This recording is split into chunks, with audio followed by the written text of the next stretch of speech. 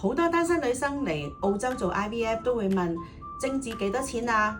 咪咪老師今日就同大家講，精子本身係唔使錢㗎。咪咪老師嘅澳洲母嬰有問必答。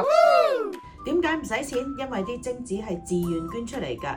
喺澳洲法例規定，捐精子係唔可以收錢㗎。但係精子銀行嘅服務咧係會收費㗎。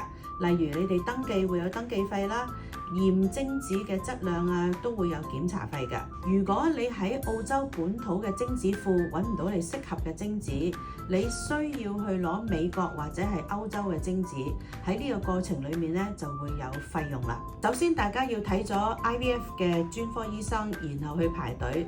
現時排隊嘅時間大約要3個月。如果你嘅要求係高啲嘅，或者係要外國嘅精子，咁你就要等耐啲㗎啦。所以咧，提議大家早啲去開始啦。今日我哋就分享到咁多，下次再見。